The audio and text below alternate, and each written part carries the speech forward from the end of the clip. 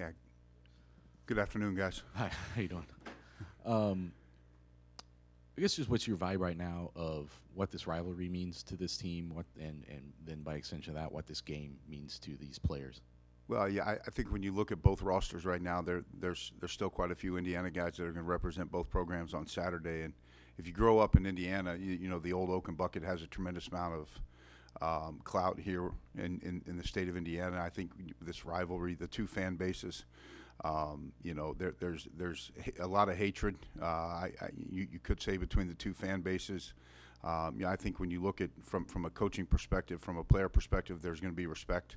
But it's also that game that's circled on the calendar every year too, and you got an opportunity to keep the bucket here in West Lafayette, and that's a huge priority for us this week. And then just doing everything we can to maximize our players and what we feel like they can do well offensively. Where's Marco Stavila and his development, and as he nears the end of year one, is where is he as far as being ready to compete for next year? Yeah, I think looking ahead for Marcos, he's going to have an opportunity to win the starting job in the spring for us. He's had a really good season for us this year. He's grown and developed. When Hudson was out and he was taking reps with the twos, he certainly showed some progress, showed the ability to use his legs in the run game. And, obviously his arm talent is different. And so for us, he's going to have every opportunity going into the spring to continue to develop and compete for the starting job. Excuse me. Where did that arm talent show up? I guess can you expound on what you mean by that? Yeah, when you watch him in practice, you watch him make throws in practice. He has a high level arm talent. With just his accuracy, his ability to get the ball down the field, his release, all of those things lead into his ability as a passer to be really effective.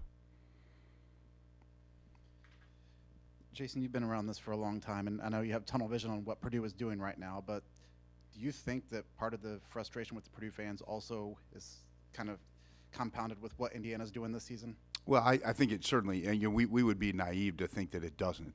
For Coach Signetti and his staff to come in year one and have the success that they're having, certainly increases the spotlight on things here. We would be naive to sit up here and say, it doesn't have anything to do with it.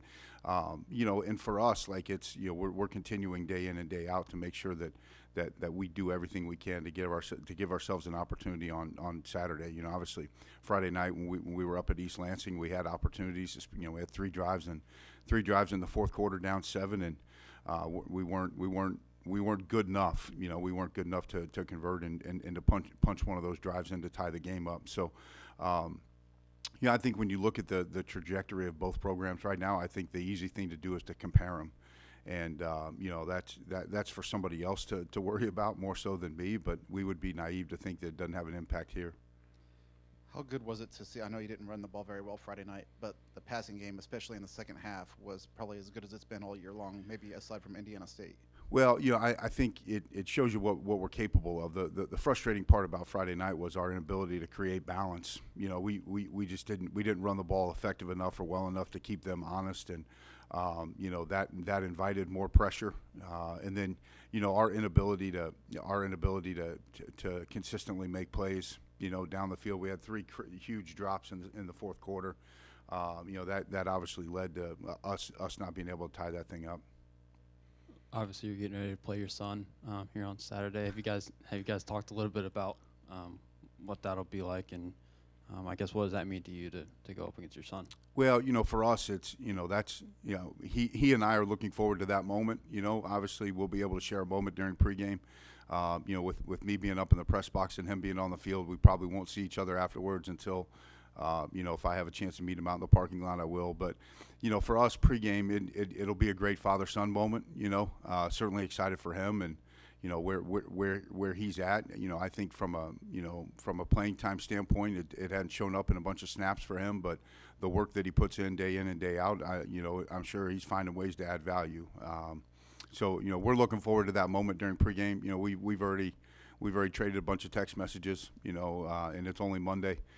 just try to have fun and make light of it. Obviously because it'll be a topic of conversation for some, and there are others that don't even realize that either one of us are taking part in this thing. So we'll have our moment pregame, and then when the game starts, it's going to be on. Like we got a job to do, and we're going to do everything we can to keep the bucket here in West Lafayette.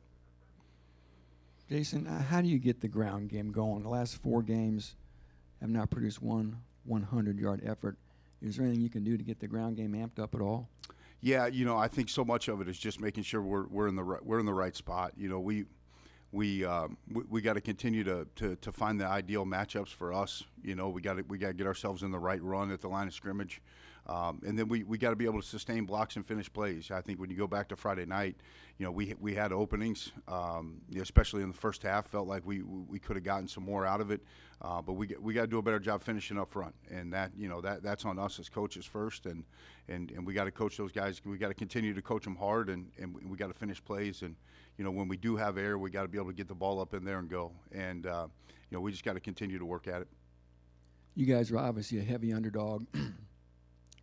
What's the recipe to pull off a giant upset like this? Well, I think for us is we got to keep their offense off the field, and so much of that is just being willing to play complementary football. And how can we go manufacture 4 or 5 yard plays and string enough of them together, have enough discipline to go finish drives like that?